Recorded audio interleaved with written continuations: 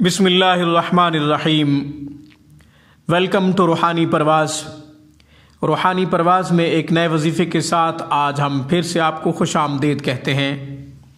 سامعین کرام، آج کی ہماری ویڈیو میں رنج و غم، مشکلات، پریشانیوں سے حفاظت کا، بچنے کا، نجات کا بہترین قرآنی عمل آپ کی خدمت میں پیش کرنے کی سعادت حاصل کرتے ہیں۔ یہ وہ مبارک عمل ہے جو صحابہ کرام رضوان اللہ تعالی علیہم اجمعین کا بھی معمول رہا۔ موسیٰ علیہ السلام کے زمانے میں فرعون سے بچنے والوں کا بھی معمول رہا، جنہوں نے توحید کو اپنایا۔ فرعون نے ان پہ ظلم و ستم کیا، انہوں نے بھی یہ دعا پڑھی، اللہ تعالیٰ نے اس دعا کو قرآن کا حصہ بنا دیا۔ ناظرین، جب ہم کسی پریشانی میں مبتلا ہوتے ہیں، مشکل میں مبتلا ہوتے ہیں، کسی الجھن میں مبتلا ہوتے ہیں، کوئی ٹینشن ذہن پہ سوار ہو جاتی ہے، تو ہمیں چاہیے کہ ہم اللہ تعالیٰ کی طرف رجوع کریں اور ان کلمات سے اللہ کو پکاریں جن کلمات سے اللہ کے محبوب بندوں نے اللہ کو پکارا۔ وہ کلمات اللہ کو زیادہ پسند ہیں۔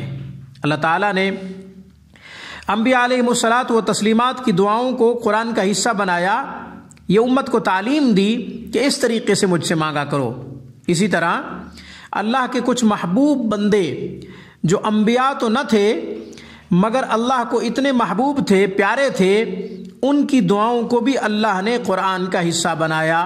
جیسا کہ اس دعا کو میں ذکر کروں گا، تو یہ موسیٰ علیہ السلام کے پیروکار نے یہ دعا مانگی، اتباع کرنے والے نے، تابعداری کرنے والے نے یہ دعا مانگی۔ اللہ کو یہ دعا اتنی پسند آئی کہ اللہ نے قرآن کا حصہ بنا دیا، اور تا قیامت اس دعا کو تلاوت بھی کیا جائے گا، اور اپنی مشکلات سے بچنے کے لیے، پریشانیوں سے بچنے کے لیے لوگ اس دعا کو اپنی زندگی کا معمول بھی بنائیں گے، بناتے آ رہے ہیں۔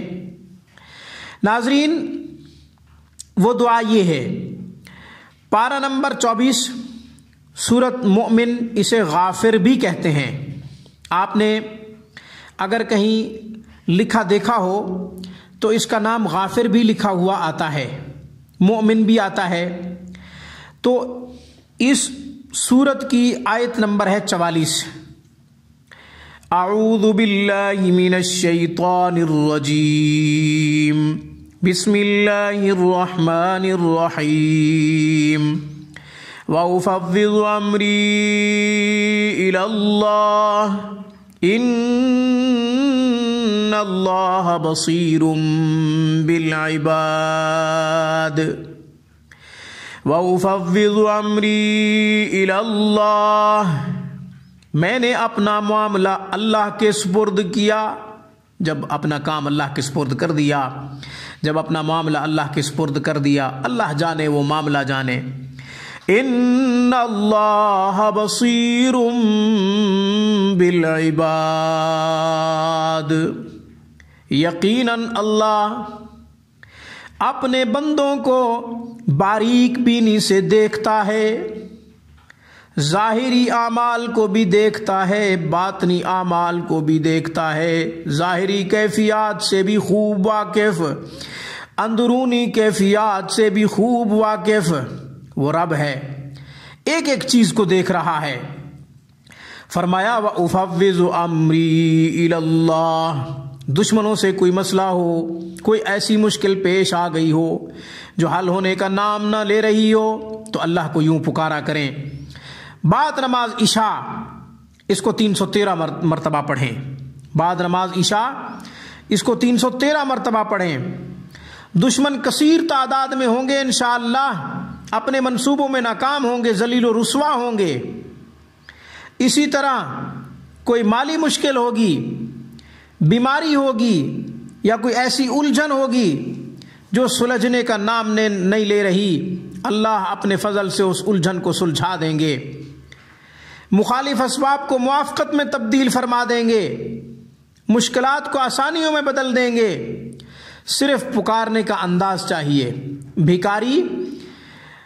بھیکاری فقیرانہ انداز میں پکارے اللہ کو، اللہ کو جب فقیرانہ انداز میں پکارے گا، عجز و انکساری کے ساتھ پکارے گا، اللہ تبارک و تعالی ضرور متوجہ ہوں گے پھر فرمائیں گے حل من سائل فقد اوتی لہ، کوئی ہے مجھ سے سوالی جو سوال کرے؟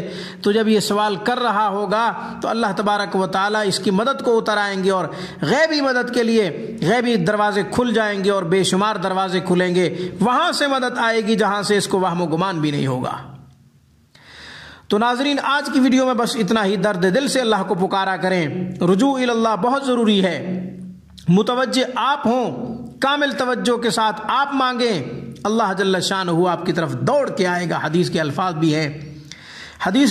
بھی ہیں کہ اللہ دوڑ کے آتا ہے بندے کی طرف۔ جب بندہ اللہ کی طرف متوجہ ہوتا ہے تو اللہ دوڑ کے آتا ہے۔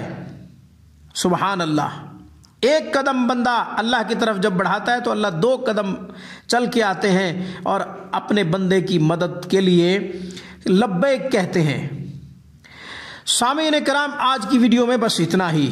عمل کیجئے، اسی خوبصورت پیغام کے ساتھ اجازت دیجئے۔ السلام علیکم ورحمۃ اللہ وبرکاتہ۔